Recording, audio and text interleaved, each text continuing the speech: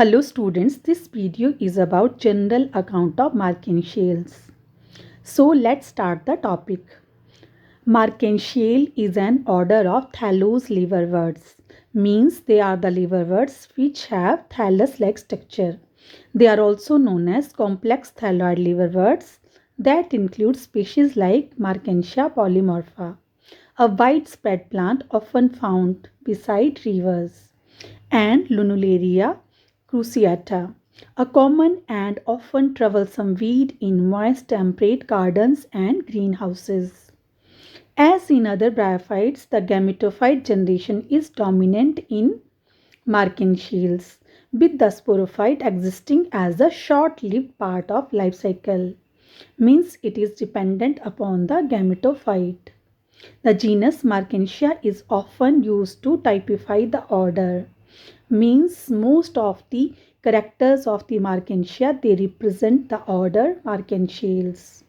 Although there are also some species of Estrella and species of genus Riccia which are more numerous.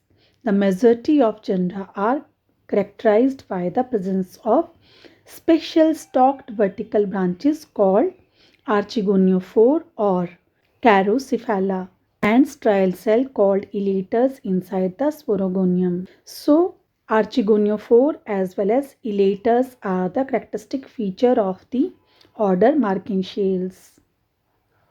Before we start distribution and habitat of Marcantiales, let me tell you general distribution of liverworts. Students, the liverworts are widely distributed over the earth's surface but are far more numerous in the tropics than in other parts of the world. Some of them are cosmopolitan, means they are omnipresent or occur everywhere. So they are cosmopolitan in their distribution. The Hepataceae number about 9500 species. They are grouped under 280 genera. They extend in their distribution from Arctic through the temperate zone to the tropical forest. In India, they occur in the outer Himalaya where rainfall is the heaviest. It is the home of the liverworts, particularly within a range between 5,000 feet to 8,000 feet above sea level. The thallus forms are met with on the exposed lobes. The foliose liverworts are confined to shady moist situation. Liverworts mainly occur on rocks or as epiphytes on tree trunk.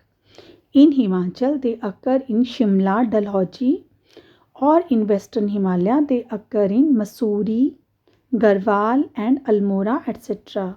Some of the hilly places rich in them. The liverworts are not found in western Tibet. They show active growth during summer and rainy season from May to September. Winters is the resting period for them. August to September is the fruiting season for them. So this is the general distribution and habitat of liverworts.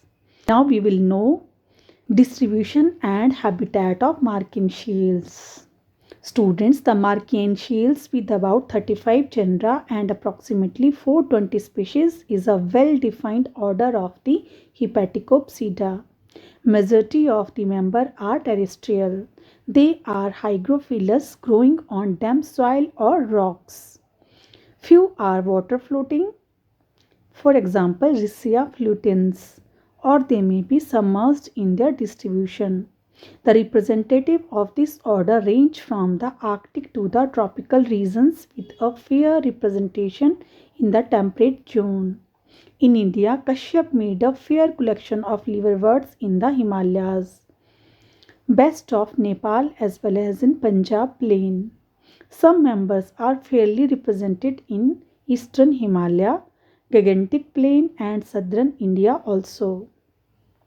The well-known Indian members are Marcantia, Prischia, Dumetria, Concephalum, Exarmothica, Cythodium, Tragonia, Cryptometrium, Plagichasma, Athlemia and Riccia. In this slide, you can see Marcantia polymorpha. In first case, you can see green flattened dorsiventral thallus, which is dichotomously branched. In second image, you can see archigoniophore, which are umbrella-like. In third image, you can see anthidiophore, which are disc-like. In this image, you can see both anthedia or archigonia. In next, you can see gamete cup, which are means of asexual reproduction. So these are the images of Markensia polymorpha. Next is Cryptometrium tenerum. You can see general habit and habitat of Cryptometrium tenerum. Then is thallus of Athlemia. You can see they have roughly dichotomously branched thallus. Then is Plasiocasma. You can see here prominent dichotomously branched thallus, and on the dorsal surface you can find air pores which are dot-like. This is most common Markensials which you can find on the rocks. You can also see this type of thallus in front of botany lab of BGC Monday. Next is Concephalum. Then is Prisia quadrata. Next is Duometridia. Then is Cythodium. Then you can find the thallus of Targionia. Then is Exermothia tuberifera. Next is Estrella california as well as Lunularia. Estrella is a dichotomously branched, while Lunularia that is roughly dichotomously branched. Then is Riccia. You can find here rosti-like condition of the Riccia. Here you can see some other species of Riccia and their dichotomously branched structure. Then is characteristic features of the order Markensiales. Students, the plant body is gametophyte, which is usually prostrate, dorsal ventral, dichotomously branched, thallus with a more or less marked midrib. You can find in some genera a prominent midrib like in Markensia, but in others a prominent midrib is lacking, as in case of Plasiocasma.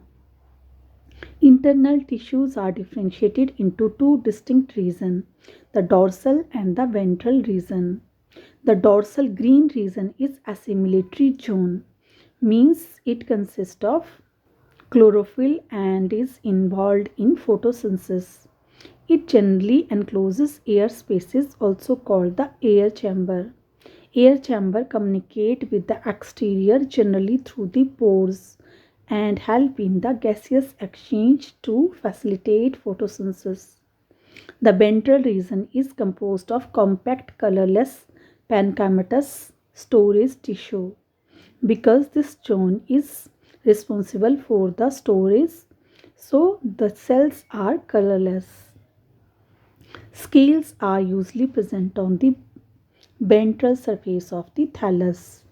The ventral surface of the thallus bears scales and two kinds of rhizoids, that is smooth-walled and tuberculate. The thallus are attached to the substratum generally by means of rhizoids.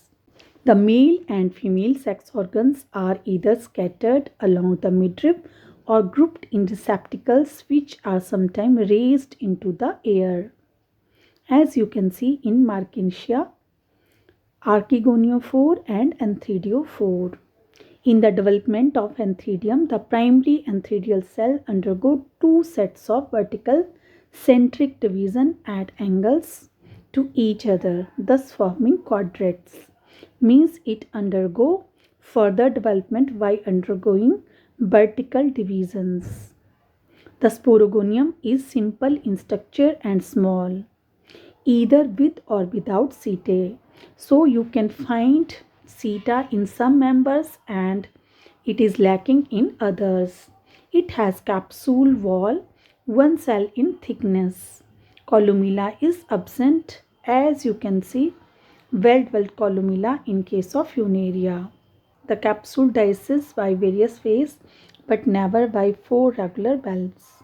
Students, these are the general characters of the Marken shells, which we discuss one by one in our next slides in detail.